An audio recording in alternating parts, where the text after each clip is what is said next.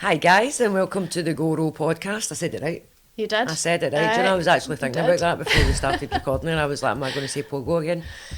And you're here with me, Aurora, and we have the lovely Shona. Hello. Behind the camera, we have Fozzie and Ross. Hello. Ross sounded dead enthusiastic. Hiya. Hi. To be honest, he's just actually finished work, and he was filming today. Again, we can't talk about anything, but he was filming again today, so that's him just finished filming. Right, what's your gripe? You were telling me you've got a gripe. What is it? Right, so my gripe is, I'm not going to name the actual company, but when you're trying to phone to find out about buses and things like that, it's like, or any company basically, nowadays, seems to always be an automated service, or they just answer their phones. And they didn't understand the Scottish accent. That's another thing as well. It's That's can you ridiculous. please say your name after the tone? Yeah. And I'm like, Aurora Lion. And they're like, Laura. And I'm like, fucking what? Aurora? Do you know what I mean? Or you're like, can you please tell us in a short sentence why you're calling? And then they still don't understand. I just start shouting, speak to an operator, speak to an operator. But I was the same, because yesterday I was trying to find out about buses. Aye. And it was an automated service, and I'm like, no, it wasn't actually. It wasn't the bus service. It was another company. And they were like, I was getting really frustrated because you get charged this money like for phoning these numbers. Mm-hmm. And I was like, speak to an advisor. Speak to an advisor. This is costing me money. I was like literally saying that on the phone. And they're like, you must have to speak to an advisor. I'm like, yes. It was like, see, the first time I went to the States, though, right? Oh. Have you seen Burniston? Ah, See the bit when they're in the lift, right?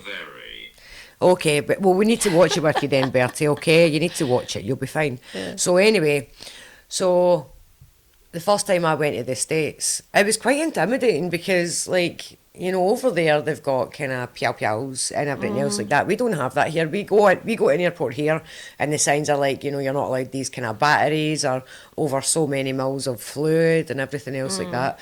And then I arrived in Phoenix, Arizona, because that was when my layover was, right? Because I was going to California for the first time. And I arrived at Phoenix and it was my first time. False. It was Phoenix. Were you chatting? Was it Phoenix? Bertie's got me second guessing myself, right? But I arrived in Phoenix, Arizona, and it was the first time I'd ever been to the US, and it was quite intimidating. Like, see when you're going through the immigration there, and customs and immigration, and, you know, they're very formal, you know, and they're sitting there with their uniforms on, and the guys that were behind the thing were really, you know, quite aggressive. They were like, you, next, and then you're sitting there and you've got to stand, get your picture, do your fingerprint, and explain why you're visiting the US, right? So I'm standing in this queue and I'm already watching this guy and I'm intimidated, and then I'm looking at the signs that they've got in the airport and it was like, no guns, no grenades, and I'm sitting there and I'm looking around like, has anybody got them? Do you know, I'm sitting there worrying about You're going to put all that on the tray as well. It's like, yep, my grenades, yeah, my guns, grenades, there's my knife, extra knife. It's hard enough. Well, Oh, aye, yeah. that's what it's like on Wednesday. Yeah. I mean, it's hard. I'm pierced everywhere. It's hard for me enough going through the metal detectors, man. Does it keep going off? Yeah, but it's not even that. You know, it goes beep, beep, beep, and it shows you all the places you've got metal because it highlights it in like wee dots. So everybody knows the thing when they're looking, they're like, oh, aye. I'm like, mind your business. But it's my leg. I told you that last week. It's my leg that keeps going off, my left leg. Don't know why. Why? Out of everything, I always have to get a whole pat down. It's fucking great. It's great. I'm like that every time. They're like, right, stand over there, and then I'm looking about for the wee woman that they're away to get, and I'm like, You've made my day. Let's do this. This isn't the first time. I've had like 20 flights in the past 2 years, and every time I've had a pat down. You're like, you must be like that. You've made my day. And if you don't get a pat down, you're like, what's happening? Yeah, I think I'm the only person that says thanks very much after my pat down. Next time, buy me a coffee first. But anyway, so I go in and I'm standing in this queue, and I am like, because I was travelling myself, and I was like, this is quite intimidating. It's quite scary.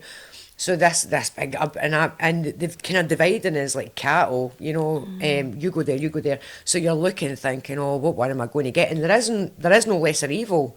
They're all like really, you now, and I was like, oh God. So I got, and you've not done anything wrong, but you start feeling like you've done something wrong. And I go up, and the guy's like, right, you. And I go up, and I'm standing there, and I'm like, getting my picture taken, and then he's like, don't smile, and I'm like, okay. And then I go round, and he's like, put your thumb there, and he's like, so, where are you travelling from? And I went, Scotland. And he went, Scotland? And I went, and he says, what are you coming to the US for? I says, my best friend stays here. And he was like, all right. He was like, so where are you going? And I was like, California.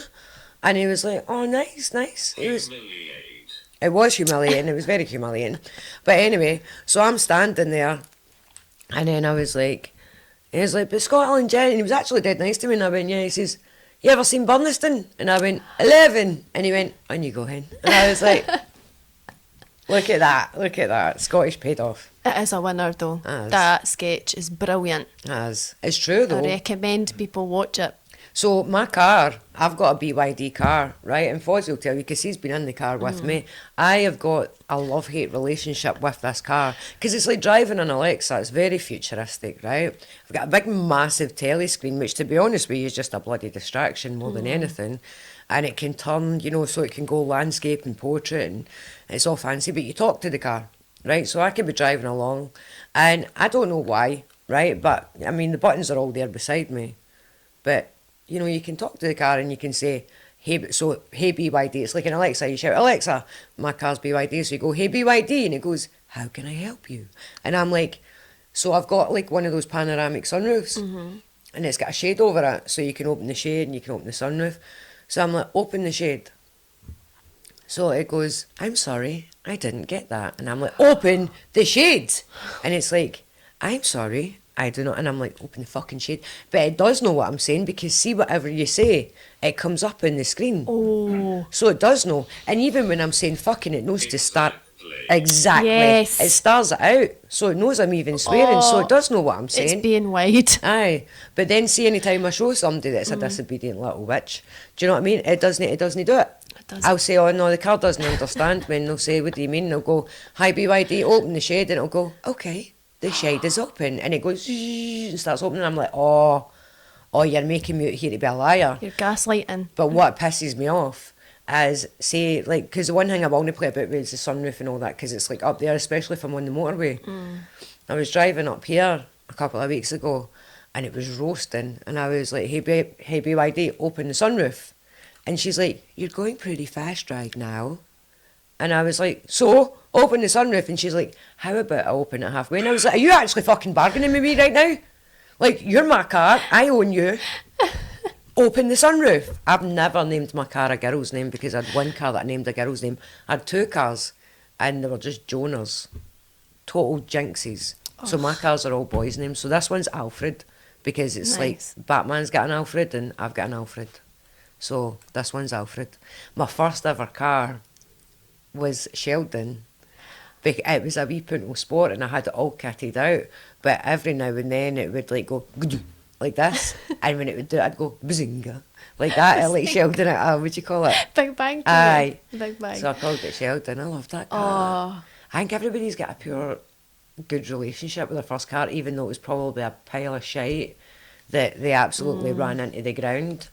Because for a fact, your first car, you're always just going to get a wee cut about, because you're going to gub the alloys. You're going to. Did you find it emotional when you had to give up your first car? Absolutely, I was crying. Yeah. I was crying, because actually I kept my first car for years and years, and I'd went and at the time I owned my hairdressing salon. It was quite successful, and I had a good bit of money, and I had I remember I went and bought myself a Ford Escort XR3i, wee convertible, and then I got a BMW, but it was a kind of old, I can't remember what series it was, but it was an older one, and I got an old Merc, and I loved this, right, because I like older cars, and it was like the mahogany inside, and it was all the shiny polished mahogany. Oh, I loved it. Nobody else liked it. They all said it was an old man's car, and I was like, I love it.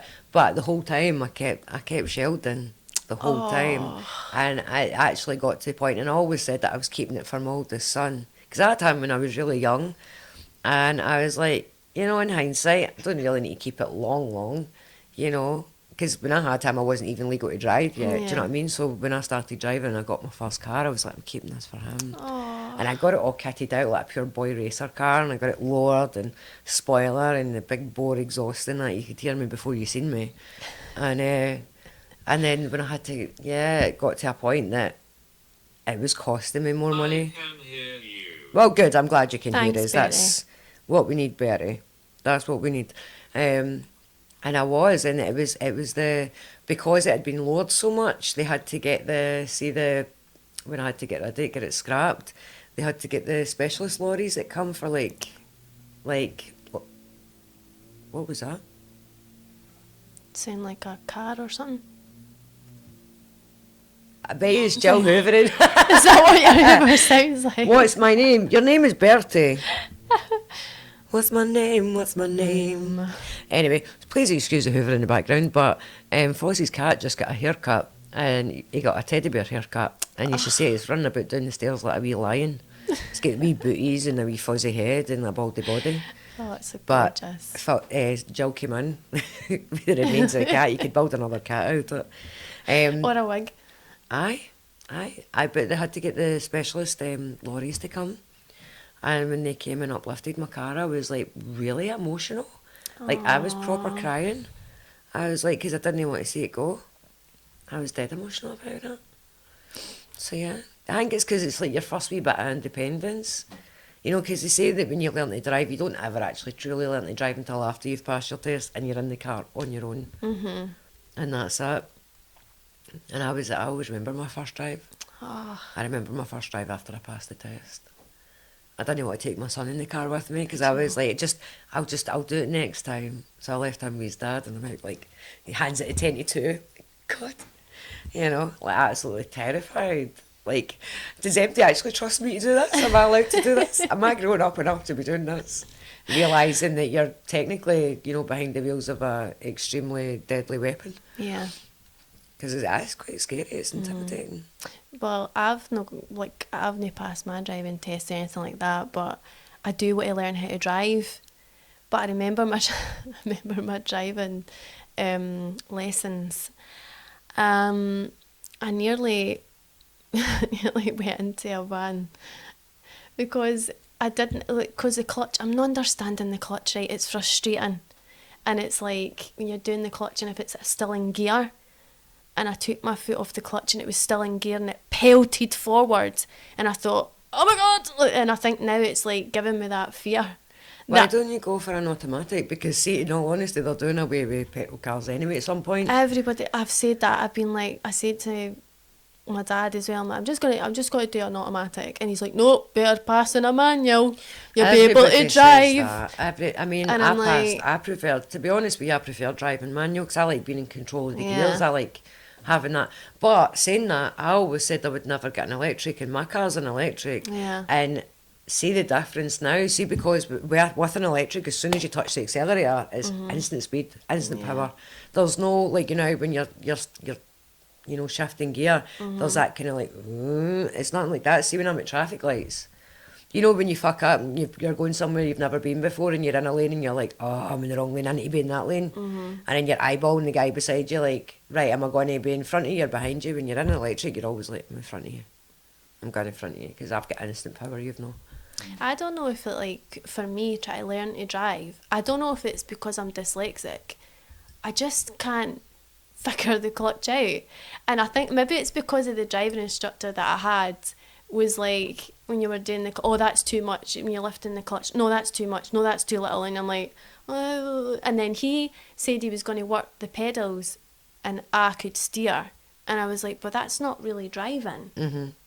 And he's like, oh, you go, we'll take you down the main high street, and I'm like, I can't go down the main high street, I'm not ready to go down a main high street. And because I'd had that experience of nearly going in the back, I wouldn't, because he had pedals there. Because I nearly had that happen, my brain just sort of like locked that in. So now it's like with the clutch, I'm like, I mean, I was on about 6 or 7 lessons and was still on the second gear. So I thought maybe he's just a crappy instructor. And then I got another instructor and he was really flaky. Oh, I need to cancel today's lesson because I've got to go to the dentist. Oh no, the car needs tyres. You know, I was like, What is happening? Yeah, you need something that's got to be more reliable. I think it's going to be an automatic. I would just go for it, because they're saying that by, what was it, 2030 or something, they're wanting to do away with petrol cars, like gas cars anyway, so they're wanting everybody to get an electric. I just want to be able to like have the freedom of like in the car. It's that view, but I just think the clutch is just so difficult to learn. And just go and do an automatic. See, it's like, see when I drive, don't tell me to go left or right. I don't know my left and my right when I'm driving.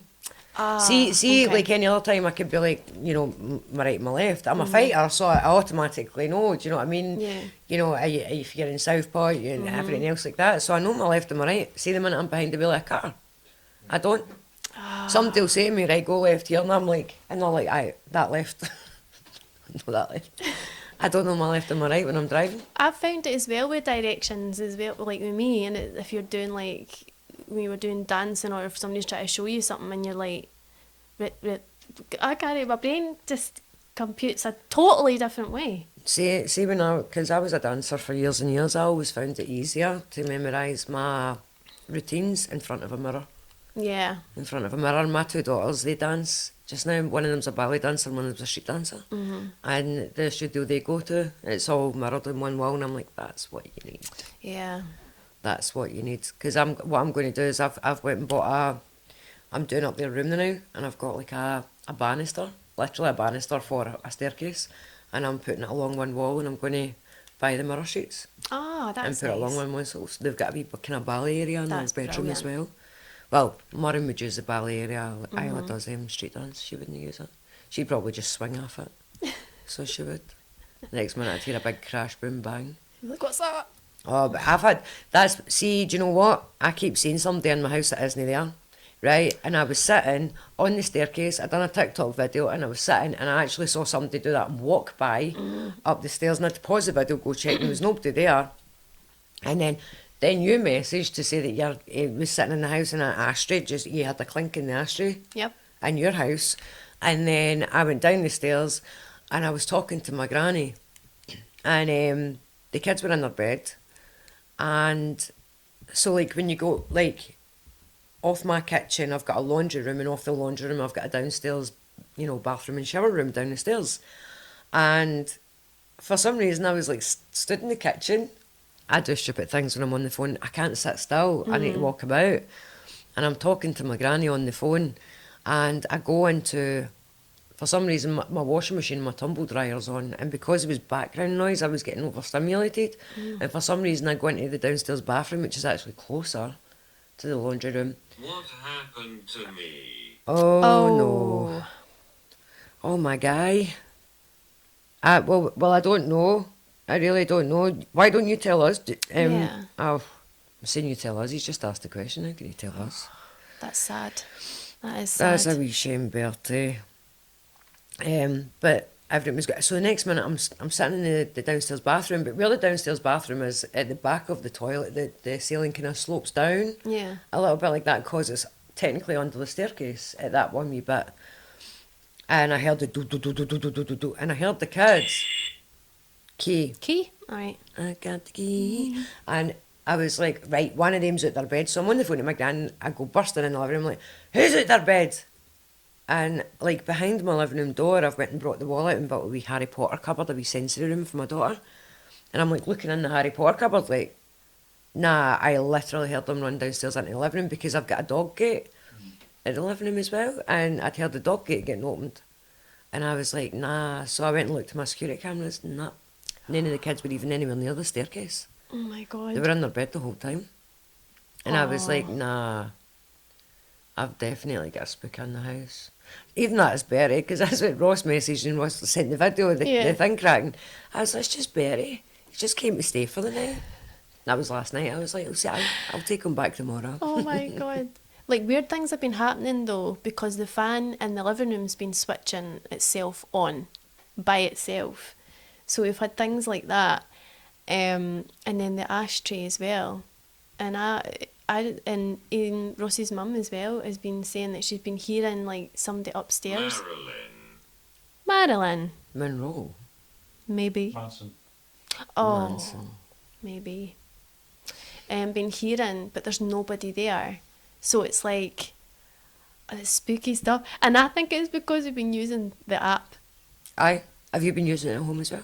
Well, I've been using the app like when I've been in the house, and then I've been using it when I've been at my dad's as well. So Yeah. I've just been like, I've been using the app, and some of the weird stuff that's been coming on this app, and I'm just like, nah, not tonight, nah.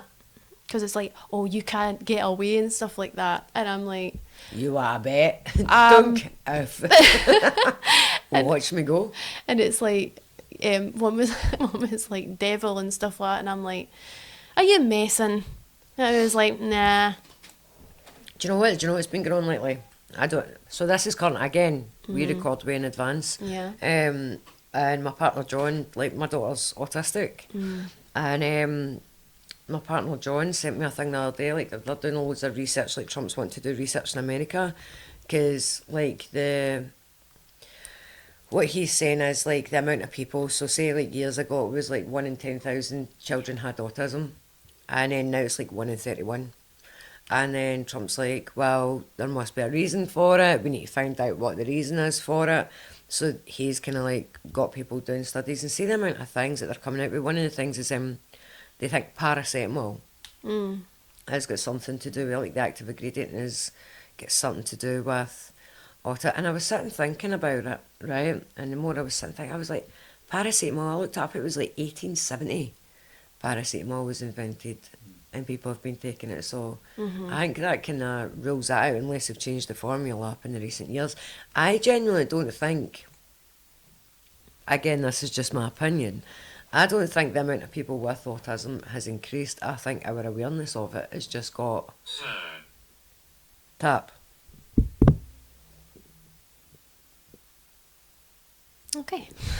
I think our awareness of it has just got more, Yeah. well, we've just become more aware of it. So, I mean, there's things that people would do years and years and years ago that you would just thought, oh, they're quirky, or oh, they're a funny one, or something like that people would have said about them. Whereas now it's like a recognised thing. It's like, actually, that's just somebody who's on the spectrum. You know, that's an autistic trait. Like me with my ADHD, you know, years and years ago, before people were aware of it, it was like, so Oliver Sacks, now one of the things that I did at university was neurology, and there's this author called Oliver Sacks who was a neurologist, and his books are phenomenal. If you like messed up things with the mind, like honestly go check. And he had wrote how, like years and years and years ago, he was doing a study, and it was supposed to be like 1 in a million people had epilepsy. Right, my statistics here are going to be way off, so don't take my word as gospel. I'm just bashing out random numbers as an example. But whatever it was 1 in so many people had epilepsy. And he'd moved to a place, and I think it was New York. Again, go do your own checks here because I'm probably wrong. The story's right, but my statistics on where and how much will probably be wrong. And he was walking down the street, and being a neurologist, he'd noticed the amount of people that even just in one small area, who had epilepsy. And he was realising that people just weren't being diagnosed, people weren't aware of the different types of epilepsy. Because I think when a lot of people think epilepsy, they think dropping to the floor and taking like a tonic-clonic seizure. Ancient. Ancient what? Aliens. Maybe. But yeah, but you see his books are phenomenal. So you know how they discovered, like, it was like they discovered that the frontal lobe was part of your personality, was like loads of different researchers. There was this one guy, and he worked on the railway, and he was like the most kind, placid, nicest man you could ever meet in your life, and he would do anything to help empty. And he was in some sort of accident where his brain actually was impaled with something in the railway. Again, go look up Oliver Sacks' studies. And he survived it. And however, after he went back to work and everything as normal, but his complete personality had completely changed. Also, a bit of a trigger warning for this story, but it is a true story. So back in the day when women were, you know, constantly getting put in loony bins and all that for hysteria, when father.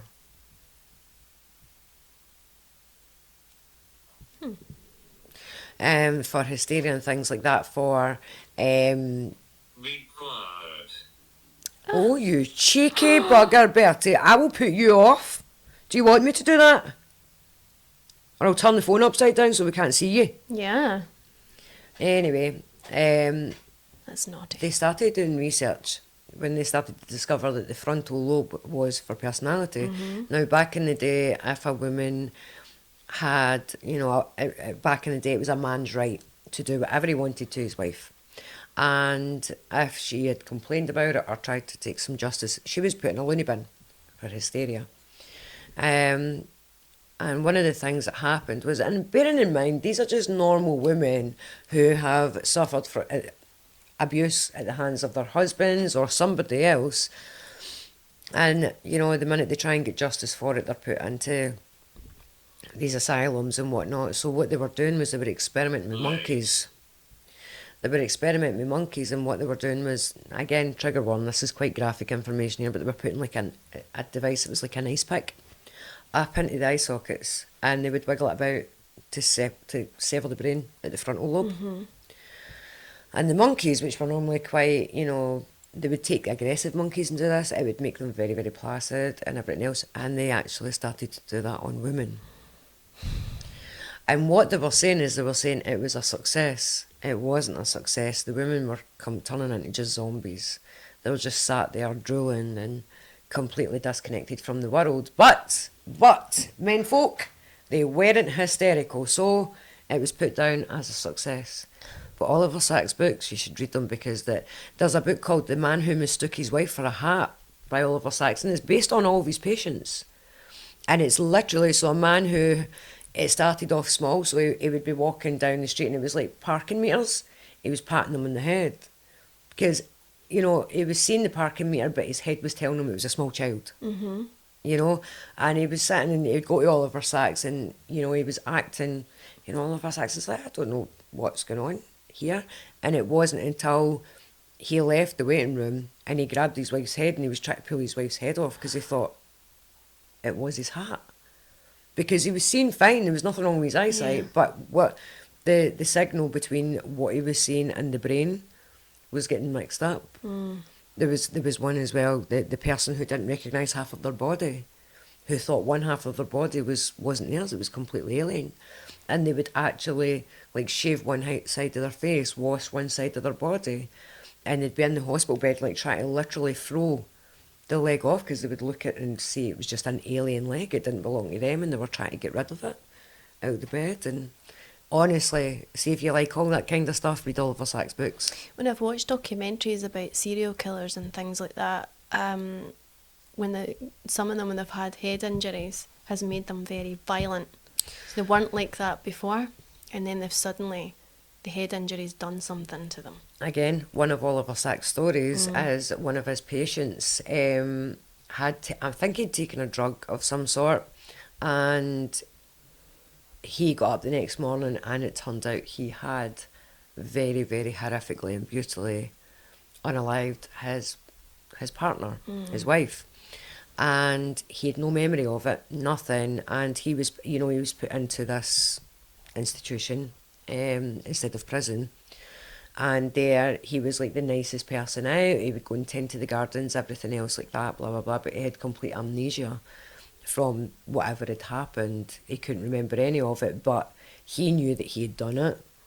The evidence was there, and they didn't know why, and they let him out one day, because his behaviour was so good. He had like a day release thing, and he was out cycling on a bike, and he fell off the bike and had an accident and hit his head.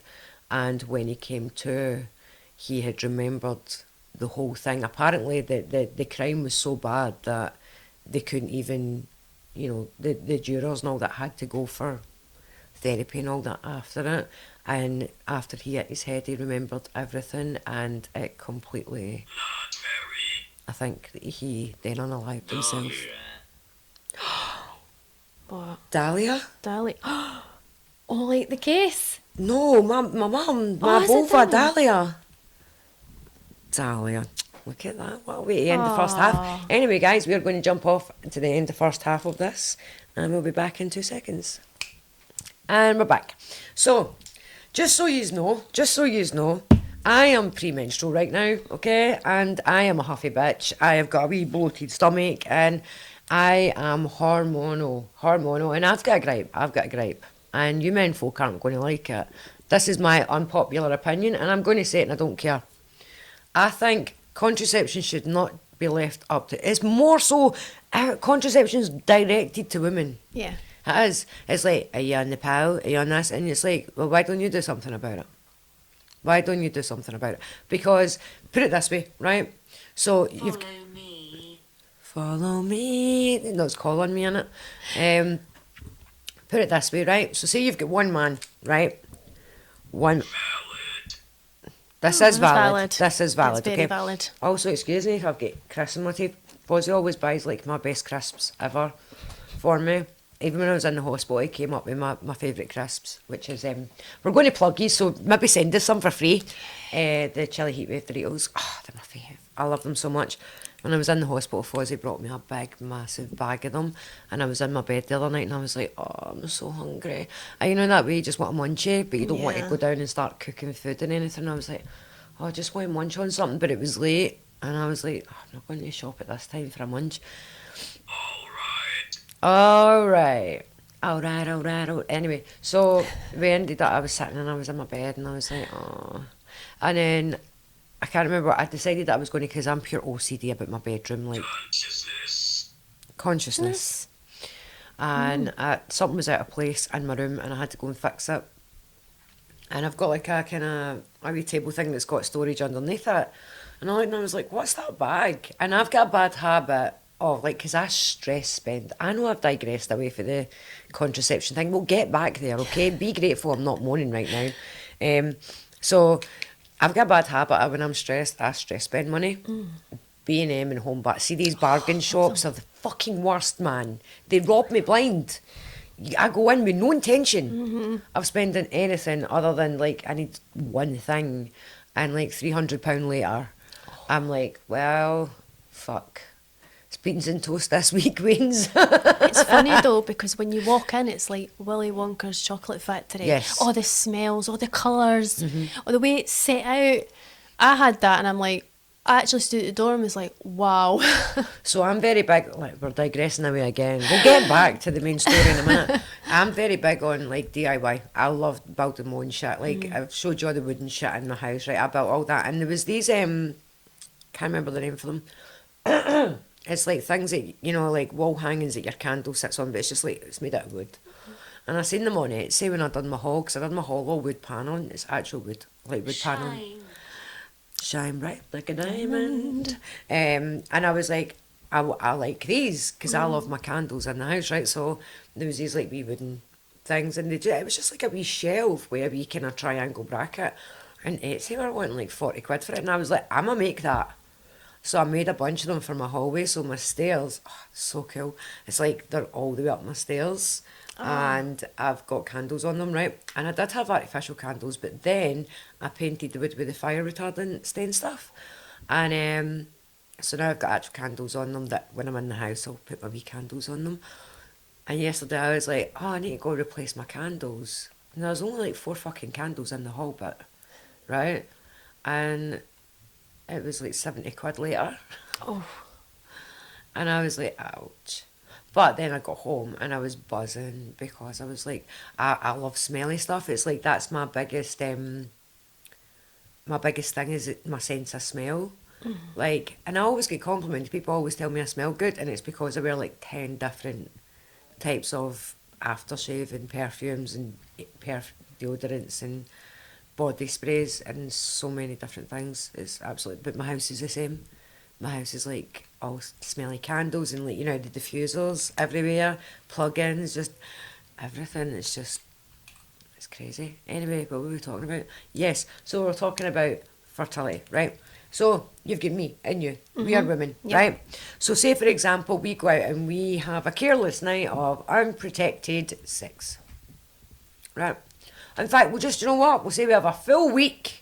You meet this guy, you fall madly in love for that full week. You have a full week of unprotected fun. Yes. And, oh my goodness, you have fallen pregnant. Okay? So for the next 9 months, you can't get pregnant because you're pregnant already. Okay. So theoretically, you can have one child a year. Mhm. So then you've got men folk, right? So say, for example, they go out, sow their seeds. Like they do. Oh, so their seeds. I just got Say that. they can go, I mean, they can sleep with how many women a day? Yeah. Right? So we'll go down and we'll say 3. So say, for example, they have the option to and have the ability to sleep with 3 women per day. How many women is that a week? 21. If it was 3 per day, that's 7 threes or 21. 21 a week. I'm getting my calculator out here. Because this is how serious I'm moaning today. I'm crabbit. I'm grumpy. I'm hormonal. And when I'm hormonal, men get the brunt of it. And I think that's Mother Nature's way of making everything equal. She gave us PMS to torture men folk. So 21 times, how many weeks are in a year? 52? Technically a man, if he only slept with 3 women a day, could get I know, 1,092 women pregnant per year. A woman can get pregnant once a year. Oh wow. Well, she can get pregnant twice a year, but she could only have 1 child, realistically. Because there's only 12 months in the year and you're pregnant for 9.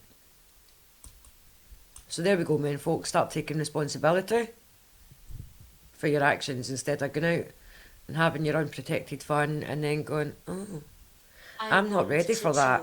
But you were ready for that before when you didn't think about precautions.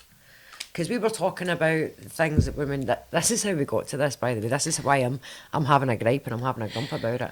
Because we were talking about because I was moaning, my premenstrual little bumpity bit that you get, and you know, hormones being everywhere, and basically we were talking about all the horrific things that women have to do, you know. So we either have to go on the contraceptions that are going to mess you up big time. Every contraception that a woman takes messes her up, because we're putting artificial hormones or literally devices inside our body that is actually extremely painful to get done and extremely painful to get removed as well. And feeling that if we don't do that, then we're having to we're suffocating with the stress of being a woman. So I am today. Today I am feeling the hormones today. It's interesting though, like I was saying that I use a contraceptive app, and I think that, I mean, it has taught me a lot about my own body, which you should know more about your body, but they don't teach you that. It's just like, and in school as well, when they're doing sex education, this is for reproduction, you know, it's not for, you know, if they were teaching better education about your body, well, you that's should what sex understand. education's for. She's asking how we use it. Yeah. So did you get the banana in school? No, No. I got the video. I got the banana. Girls, I don't know why the girls had to do this bit, but we had to learn how to put a condom on a banana. I'm sorry, why am I doing that? So sorry, not only have I got to take control of my own contraception, but also their contraception as well. Fuck off. Away you go. Start taking responsibility, men folk. This is take a note of this date, because 4 weeks from now you're getting the same shit all over again. Because I hate men at this time of the month. I'm like, fuck all of yous, I hate yous. Why are we going through this and you're not? It's funny as well, like, because hormones, like ovulation and stuff like that, sometimes I get a wee bit depressed when I've ovulated or I'm due to ovulate. But it has taught me a lot about my body. So I've got this thing. So see, when I ovulate, so men folk, if you don't know what ovulation is, you fucking should. But anyway, what it is when our eggs are being released when we're at our most fertile. Okay, but I can't remember what it's called because it's a German name.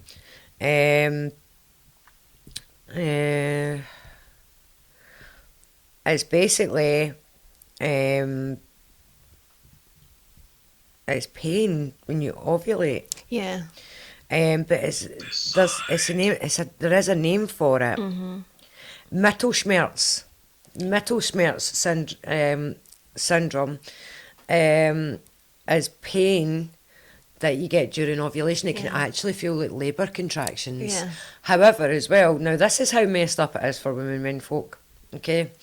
Because we're all designed in certain ways, right? And I think the way genetics and that works is fucking amazing. Like how a man's first child to a woman will always look like the father, because it's how, you know, the world makes it. It's genetically so the father accepts a child, right? So it doesn't. So say for example, I meet a guy and I have a child with that guy. That kid is going to look like the man, right? Because it's you know, nature's way of making sure the father accepts the child. Now, if I go in and have another child with that man, it's not necessarily going to look like them. It might look like me. God. That is my son's name. And I was just ready to say, like, my oldest son looks like his father. Oh, wow. But then my daughter looks like me. Mm-hmm. So anyway, so the way nature works. So with women, the way we work is when we're ovulating, our body is like, it's baby making time. And Yeah. normally what happens when a woman is in her ovulation cycle is we are good to go. Okay? We are like, you know the drill. You know the drill. Yeah. Get them off. Let's either make babies or practice. We're doing one of the two.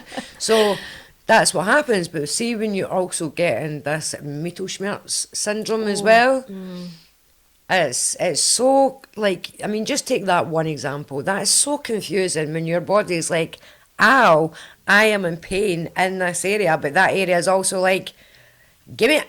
Do you know what I mean? And you're like, what are you wanting here? Do you know what I mean? You don't know. Your body's just like, fucking make your mind up. I've had like a pain in like my left over, and it's like a like that, and you're like, oh, like that, and it's like that I have felt my ovulation. I mean, It's see the way interesting. the female body. Do you know what? We're expected to go through so much. Yeah. Right now, we go through smear tests and Oh. all these other procedures. Now, when you said, the reason I said that is when you said about that is I've had ovarian cysts before, and you go and they get scanned and they're like, oh, it'll just rupture, and you're like, what? And see when it does, the pain.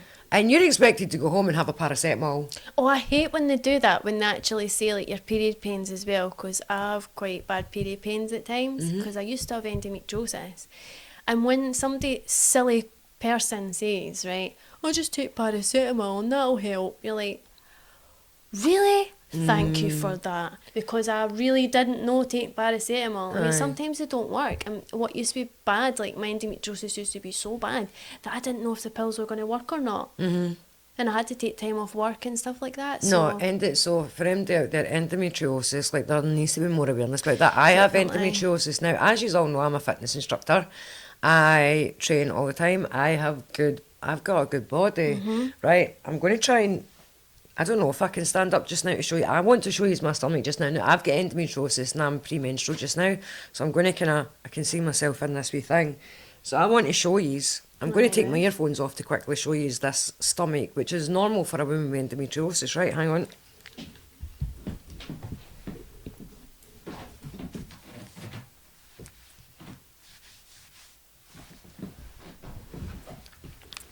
Now that is how bad it can get. Now that is like inflammation and bloating, and that's what our body goes through. Do you know? And it's not even that. You're achy and you're sore and you're struggling to walk and tired, nausea. yeah, and you know we deal with this on a daily basis, and that's just the build up. That's just the build up. That's not even the main event. He told you what? That's not even the main event. So when you think of that every single month, for a majority of your life, because I mean, I was really young when I started. That mine was actually terrifying. I started very young and I didn't even fully know what it was yet. What my consultant said, one of the consultants that, excuse me, I've got a cough. One of my consultants, I went to the very first one, said just have a baby. And that, he literally 'Cause that's said, the have you answer. been thinking about having a family? I'm like, well, not at this moment. You know, that's what they're saying. And it's alarming that they're saying stuff like that. Yeah. I was like, well, I've got to have a child in order to get rid of this. And I did have operations and things like. He was the first one that done my operation, and I don't think he did it very well. The second operation was successful, but oh my god, like when he came out with that, And how many women are being told that? Exactly. You know, how many women are had children and then they're like, actually it hasn't. Maybe it will help them, but for some people it might not. So it's like, how many have been told that? And another thing I found alarming as well is what's in our You're stuck. And the sanitary towel products. Yeah, The it's chemicals. heavy metals. What was it? They discovered that. I'm going to look it up just now while you're talking about this. So I'm thinking that this is my opinion, that more and more women are being diagnosed with endometriosis, so maybe there's something in the sanitary towel products or the tampons or whatever. Why would you need to put heavy metals in something? You know, why would you need to do that? I want to know the person. I'd like to have a conversation with someone who does this, who manufactures them, and say, what made you think that was acceptable? Lead and arsenic. Yeah, which I stopped using. Lead and arsenic, ladies. So, personally, I know we're going into detail here. I can't wear pads. I am allergic for some reason. I just take a reaction to pads, so I have to use the insert ones. So I've been using a new thing called it's Flow or something like that, and it's basically it doesn't have any chemicals in it, because I wear sanitary towels, but these are meant to be, they don't have the chemicals in them. Because do you know they're what, saying women? that. Do you know what we should do? See, when they're going to do this and they're going to poison my sanitary towels, do you know what I'm going to say? Let's free bleed. Oh, Free aye. bleed. Let's just walk about. Let it go. Do you know what's very spiritual? These are going to judge this, but listen, ladies, very spiritual. Say if you have like your own private garden, Yes. once a month, if you can, on a full moon, if it's during your cycle, just go into your garden and sit. Outraged. Yeah. It is outraged. My neighbours were outraged. Do you They know were what? outraged. I wanted, like, that would be brilliant to be able to do that, Yeah. and actually sit out in the garden and be like, You don't, ladies, I'm not saying go naked, I'm saying like wear a long flowing skirt, yeah. you know, just sit in the grass and put your skirt Ah. around you and just be at one with nature. I want to be able to have a garden, so a private garden, so I could be naked, because I think I'm a bit of A naturist. I like one. I like being free of clothes. I like that, but I've got floor to ceiling windows in my house and I stay in a very like built up little kind of residential area that's kind of family orientated, so Imagine that, you're going I can't do it. I can't do it. Could you imagine? Morning. And like, you're You're walking like, by, like standing there with your cup of tea, completely in the nod, like, evening, Margaret. Nice morning, innit? Evening, nice morning. Wet. Whatever. If it's Do you get see when you're due your cycle? Do you get like brain fog? Oh, aye. Disrespectful. Oh, Because- shut up. We all like listen. You're Disrespectful. technically free bleeding into a pad, so why not do it in your garden grass? Exactly. I Anyway. do. And that time, the last podcast. Okay. Okay. Is the too uncomfortable? I was brain fog. See, when you asked me the questions, the quiz questions before, I found that really difficult because I was brain fogging. I was like, that's why I said like I was due my period, and I'm due my period. I'm like, what? It's like my brain just goes, Mine's does a wee buffering single yeah. signal. You know that wee thing that goes Yeah. round and round and it's buffering and it's just not Yeah. loading. And that's what mine does. It was like when they ask her a question, I'll go, and I'll only hear like certain words. Like say, Ross was like, "Where's your, where's your water bottle?" Like your hot water bottle, but I didn't hear the hot. I heard, "Where's your water bottle?" So that's what my brain does. It just blanked out some words, and I was like, "My water bottle's there." He's like, "No, your hot water bottle," because he was going to make my hot water bottle. You got a snake one. Or the ones that you wrap around. The big, it's like a long snake hot water. Oh, I've got one. It's like my best friend in the world. I'm actually really wanting it right now. Oh, I should have brought it. I know I should have. Because we've moved. I don't know if you've noticed, guys, but OTN have moved studio, so we have. We are back in OTN's OG studio. Yes. And technically, I love it. Look at this. How hot is that? And the clashes with the red. I love it. It's very it's like dark fantasy. I love it. Yeah. I love it. You could do a dress up as dark fantasy and then do the I podcast don't like that. understand. You don't I understand. don't understand. Yeah, maybe next week we'll do it like vampires and elves and all that. Oh. What would you guys like to see? I'm sitting here like a wee pregnant woman, sitting here like my wee bloated belly. What would you guys like to see us dressed up as for a podcast? Pole dancers. Pole Of dancers. course, Fozzie. Of course. Of course. Of course. Of course. Let's do some cosplay. Let's do a cosplay one. We'll need to do back to front though and have Ross on first, Yes. and then we'll do cosplay. Yeah, nice one. Yeah. That's a good idea. And it'll be with the wall. Yeah. Or what we could do, is I'll do my makeup while I'm recording with Ross for the next one. Yeah. Or we could just paint each other's faces while we're on here. Why don't we do that? That's a good idea, actually. See What would you like to see us do? We'll paint each other's faces, and we'll do that. We'll do that. Actually, you've got your body paints and all that. We could do that. Oh, that's amazing. I Yeah. want to do a photo shoot with body paint. Yeah. I'd love that. I did one. It doesn't honestly see the amount of baths that you can have after it, and it's still. I told you about my ear. Like I was all blue, and then I went for a bath, went for a shower, I did the whole bath thing. Yeah. So like you go soak in a bath, get like soaking like you do the dishes, and then after you've done that, you pull the plug, and then you stand up in the bath. Because up in my upstairs bathroom, I've got like the shower that goes into the bath. Downstairs, I've got a walk-in shower, but upstairs it's like the shower and the bath thing. And then I stand up, turn the shower on, get a proper wash, get all cleaned up, and then rinse the bath out, run another bubble bath, and then that's my relaxation bath. So I'd done that for about 3 days, and then I woke up and I was filming a TikTok, and I did that, and I happened to look in my ear, and it was the side that I sleep on, and it was still blue, and I clean my ears, do you know what I mean, when I'm in the bath and that, and there was still, but I think what it was water, like water's been in my ear, and then it's loosened up all the dye that's obviously the paint has ran in my ear, and then it's ran out. Do you know what I find as well is I love glitter, right? I love all the body, Nah, I all the fucking body hate it. glitter. I hate it. It's stripper hairpiece. And I'll tell you Goes what. everywhere and you can't get rid of it. Yeah, but you find it years after as well, which is so funny. That's what I'm saying, stripper hairpiece. I love glitter. Because, it goes everywhere and then you just never get rid of it. I'm the person that likes to hug when I've got glitter body paint on. I I glitter everybody, it's brilliant. Oh, I hate it. I like Kiana, see my best mate, she said, like, we send each other stuff in the post all the time, and she does this thing, and every now and then she'll catch me a peach, but I do it back to her, and she sends me parcels, but what she does is she fills it with confetti, and it's dick confetti. It's confetti in the shapes of dicks, right? And it's all fun and games until you get a phone call from your daughter's school being like, "Hi, Miss Lang, could you explain why Isla has a penis-shaped bit of confetti stuck to her tights this morning?" And I'm like, no, I can't. I have no excuse for that. I am so sorry. Oh, that is brilliant.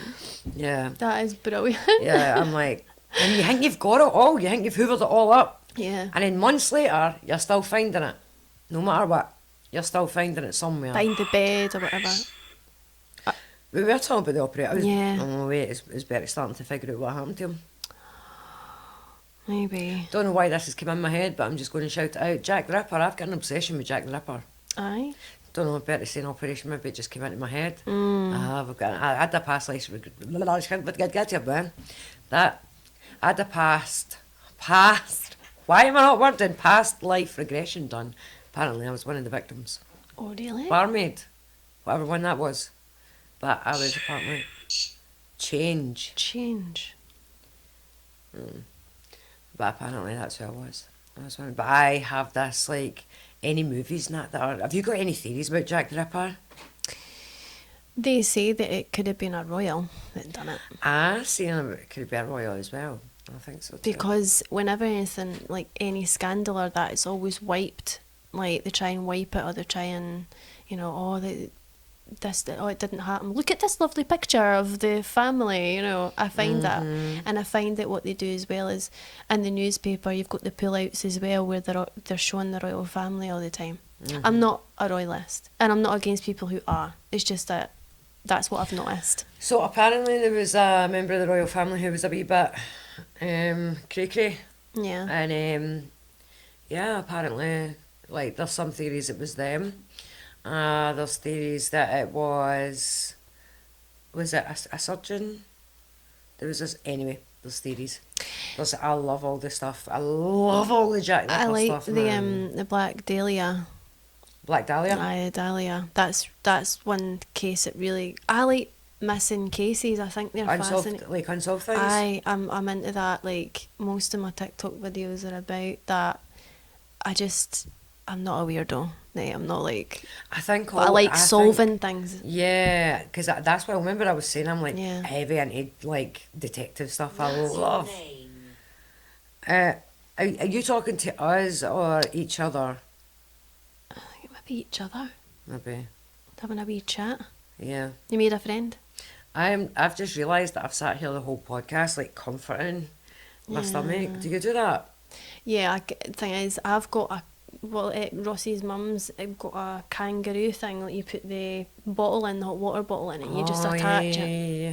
And I've got to have that, like, for but 2 days, because the first day, second day is quite bad, like, especially, and then I get nausea as well, but that heat really helps. Mm-hmm.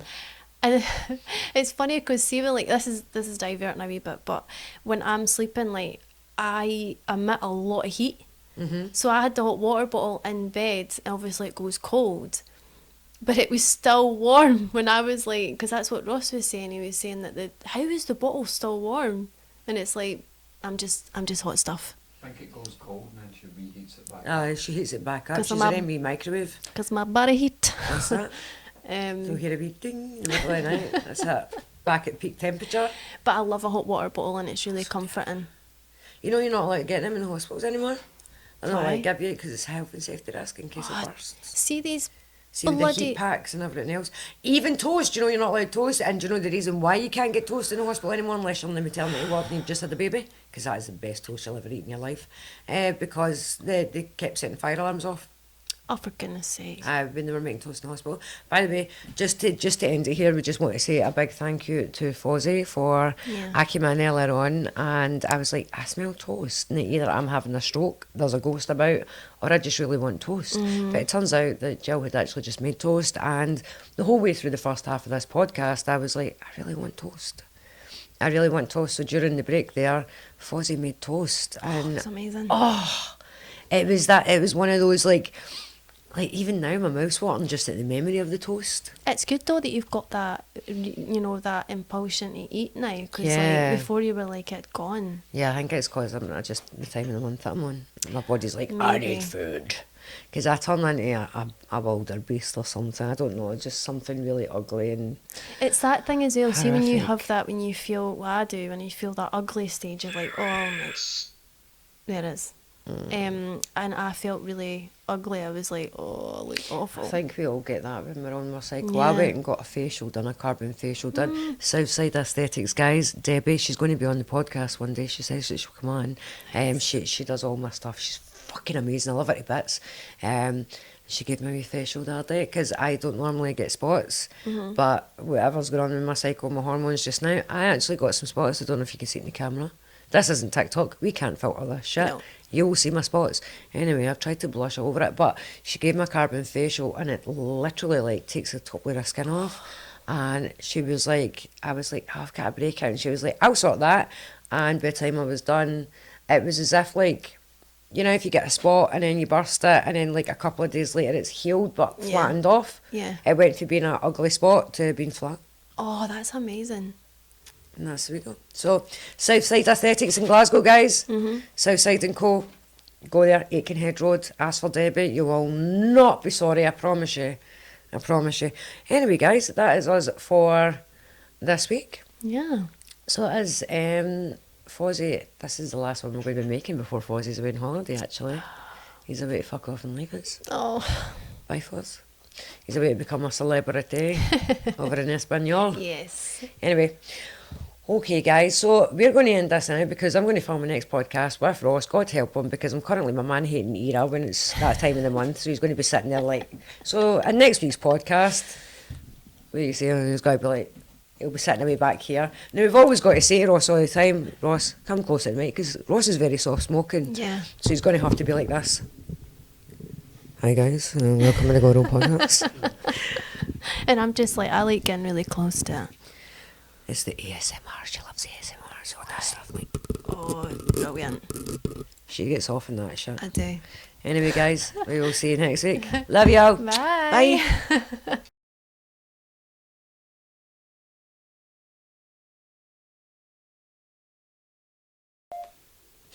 What was that? Bertie.